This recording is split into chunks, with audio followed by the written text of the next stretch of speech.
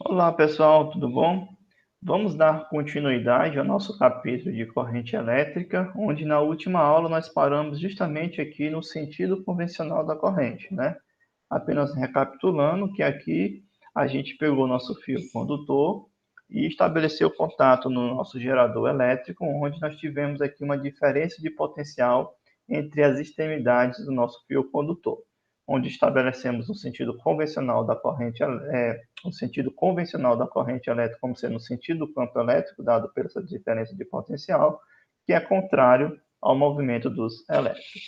Ou seja, se nós olharmos para essa figura, é nada mais, nada menos do que eu acabei de mostrar para vocês. Eu tenho aqui a bateria, que é o nosso gerador elétrico, e eu tenho aqui nas extremidades da nossa bateria uma diferença de potencial, ou seja, uma região de maior potencial e aqui uma região de menor potencial.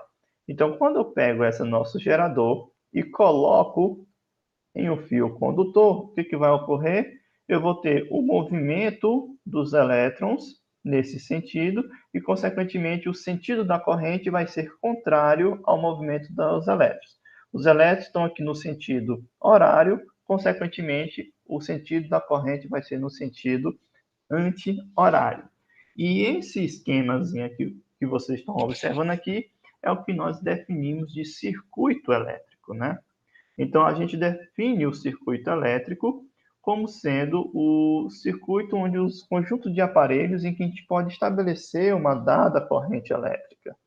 Então, quando a gente fecha o circuito, significa dizer que nós estamos permitindo a passagem dos elétrons, consequentemente, permitindo a passagem de corrente elétrica. Quando a gente abre o sistema, que é o fato de, por exemplo, que a gente retirar a bateria, a gente interrompe.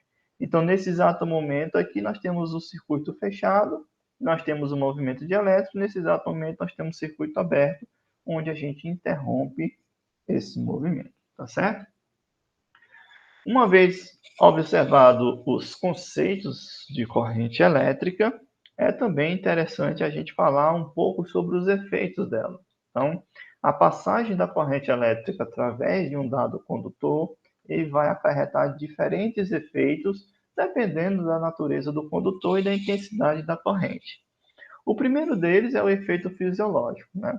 O efeito fisiológico está intrinsecamente relacionado com os efeitos do choque, ou seja, o choque elétrico que a gente pode desperceber de uma forma despercebida, pegar num fio desencapado ou numa tomada, a gente recebe aquele choque. O que é aquele choque? Nada mais é do que a passagem da corrente elétrica pelo nosso organismo. E isso pode trazer algumas consequências muito graves que podem levar até a morte. Se eu não estiver enganado, o valor hoje que a pessoa pode ter alguma consequência de vida, ou seja, de morte no caso, é receber no seu corpo uma corrente elétrica que está entre 10 miliamperes até 3 amperes. Ou seja, qualquer intensidade de corrente nessa faixa, ela é mortal para o ser humano, tá certo? Valores abaixo de 10 miliamperes, tipo 1 miliampere, 2 miliamperes, a gente tem aquela fadiga, aquela coceira no dedo, a gente consegue ainda abrir a mão para tirar o dedo da região onde nós estamos tocando no condutor. Então, para corrente um pouco mais alta do que 10 miliamperes, os músculos já não conseguem, a gente já não consegue ter o domínio dos músculos para que a gente possa abrir a mão e soltar aquele condutor. Então, por isso que às vezes a gente fica grudado quando a gente recebe um choque de alta intensidade para o nosso corpo, a gente fica grudado aí, né, nesse condutor. Um outro efeito também é o chamado efeito térmico, ou o efeito Joule. Esse efeito aqui é o efeito nada mais de radiação térmica. Ou seja, você vai ter um condutor, um fio condutor, onde você vai estabelecer uma corrente e os elétrons nesse condutor vão bater nos átomos que, além de ter o choque, vai ter a energia proporcionada desse choque com a energia de vibração. Isso vai gerar uma energia térmica. E uma consequência disso, a gente pode usar essa energia térmica irradiada por esse condutor, como, por exemplo, nos chuveiros elétricos, onde a gente pode pegar essa energia irradiada e esquentar a água para os dias para banho que estão estão dias bastante frios, a gente tem um banho um pouco mais quentinho. Já o efeito químico está relacionado a processos químicos, como, por exemplo, de eletrólise. Quando você quer separar materiais, ou você quer fazer cobrimento de materiais com esses processos, a gente pode utilizar também a corrente elétrica para estabelecer esse tipo de efeito químico, onde nós temos, por exemplo, os processos de cromação, prateação, onde a gente recobre metais com materiais, a gente pode estabelecer isso através de uma intensidade de corrente elétrica. E, por fim, a gente tem os efeitos magnéticos. A gente vai ver também um pouco mais à frente que, ao passar a corrente elétrica por um dado condutor, nós temos efeitos de campo magnético, e isso pode, de certa forma, afetar a orientação por uma bússola. Por isso que, quando estamos sob fios de alta tensão, como, por exemplo, debaixo de linhas de transmissão, as bússolas não funcionam muito bem, justamente devido ao campo magnético criado pela passagem da corrente nestes ambientes, tá certo? Então, fica aí alguns dos efeitos da corrente elétrica quando passa por um condutor metálico. E aí a gente pode medir essa corrente. E como é que a gente mede essa corrente? A gente tem alguns equipamentos eletrônicos que chamamos de amperímetros, onde a gente pega o fio condutor, estabelece aqui uma relação onde uma parte do condutor entra num ponto do nosso aparelho e a outra parte sai, ou seja, a gente praticamente incorpora esse aparelho dentro do circuito que você queira mensurar a amperagem, no caso a intensidade de corrente, e aí você tem aqui uma resposta da corrente que passa para o circuito, tá certo? De uma forma mais aberta, é como se eu tivesse aqui uma bateria, temos aqui um fio condutor, tá certo? Temos aqui a lâmpada. Basicamente, esse aqui é o mesmo esquema que foi apresentado com aquela animação. Aqui a diferença é que eu coloquei agora um aparelho para medir a amperagem nesse ponto, um outro aparelho para medir a intensidade da corrente nesse ponto e um outro aparelho para medir a intensidade de corrente nesse ponto. E aqui eu tenho um outro equipamento que é a chave, né? Quando eu fecho a minha chave, estabeleço aqui o movimento ordenado dos elétrons. Quando eu abro a minha chave, esse movimento cessa. Então, aqui esse abre e fecha, ele é correspondente ao acender e o apagar da luz. Quando eu estabeleço aqui fechado, vocês podem observar que todos os nossos amperímetros estão marcando a mesma intensidade de corrente, né? Isso porque a corrente que está passando aqui é única.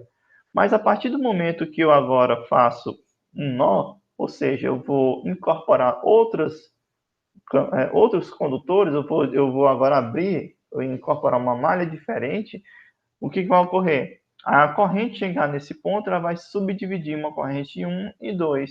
E, consequentemente, nesses dois amperímetros que eu coloco nesses dois novos caminhos, eles vão marcar a mesma amperagem, porque eu estou dividindo agora a corrente, ou seja, nesse ponto aqui, a soma das correntes em 1 e 2 vai ser igual à corrente I, e aqui no meu terceiro, vocês podem observar que mantém aqui o mesmo valor de intensidade de corrente. Então, a gente vê que em um circuito onde nós temos um nó, que é onde nós dividimos a corrente elétrica, a soma das intensidades dessas correntes que chega até o nó é igual à soma das intensidades que saem desse nó. É um princípio básico de circuitos elétricos, tá certo? E aí a gente consegue também agora, com todo esse arcabouço de conhecimento, calcular a energia e a potência elétrica de um dado aparelho elétrico que é colocado aí num circuito elétrico, né? A gente sabe que se estabelece uma diferença de potencial nesse nosso aparelho, nós temos aqui uma diferença de potencial U, sabemos que nós temos uma corrente que atravessa esse aparelho, então a gente pode estabelecer energia e potência elétrica.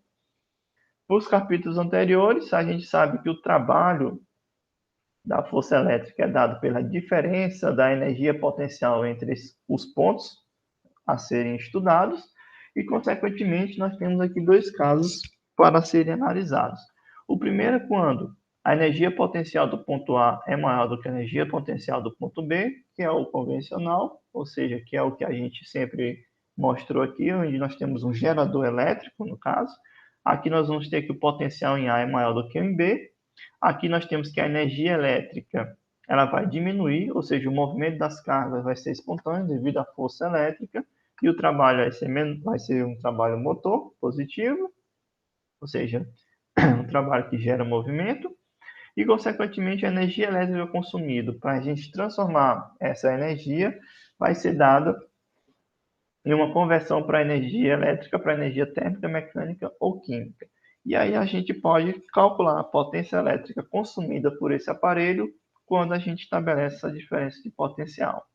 Pegando aqui a definição de potencial, que é o trabalho sobre a escala de tempo, nós temos que a potência elétrica do aparelho vai ser dada pelo produto da diferença de potencial vezes a corrente, e a energia elétrica vai ser dada pelo produto do potencial elétrico com a taxa de tempo, tá certo? Quando nós temos aqui a diferença de potencial negativo, ou seja, o potencial em A vai ser menor do que B, significa dizer que a energia elétrica da corrente vai aumentar, ou seja, o movimento das cargas vai ser forçado. O trabalho, nesse caso, vai ser resistente, ou seja, um trabalho negativo. Isso é o caso do gerador elétrico, é o que ocorre no interior do gerador. Ou seja, aqui vai ter processos químicos que vão gerar uma força para que se mantenha estabelecido esse potencial. E aí, consequentemente, a gente pode calcular o potencial do gerador dado pelo produto da diferença de potencial vezes a corrente. E aí a gente vai estabelecer aqui no sistema internacional que a unidade de potência elétrica vai ser o watt, a de potencial, diferença de potencial a gente já viu que vai ser volt, e de corrente vai ser ampere. Então, volt por ampere vai dar o meu potencial de energia, que vai ser o watt. E aí, comumente, a gente trabalha também em escala de energia no sistema internacional, como sendo Joule, que é a potência com a escala de tempo. Então, 1 watt por segundo me dá em termos de Joule. No entanto, vocês já devem perceber na casa de vocês, na nossa residência, que a gente recebe a conta de luz e a gente vê lá que no final do mês você consumiu tantos quilowatts-hora. Quilowatts-hora é uma outra escala de energia elétrica que pode ser estabelecida por quilowatts na escala de tempo de 1 hora. Ou seja, a quantidade de quilowatts de energia, de potência que é consumida pela residência sobre a escala de 1 hora. Significa dizer que quando você receber o seu talão de luz e lá tem consumo mensal de 400 kWh, significa dizer que na taxa de a cada hora de a cada hora que passou, a sua residência consumiu uma potência de 400 quilowatts. Então, basicamente, é o estabelecimento que nós podemos fazer na nossa residência com o que nós temos de energia elétrica, tá certo? Pois bem, pessoal, pois então, aqui a gente encerra sobre a parte do conceito de corrente elétrica e, consequentemente, a vou deixar as atividades para que sejam feitas em relação a esse capítulo, tá certo? Então, na próxima aula, continua-se com a eletrodinâmica. Até mais.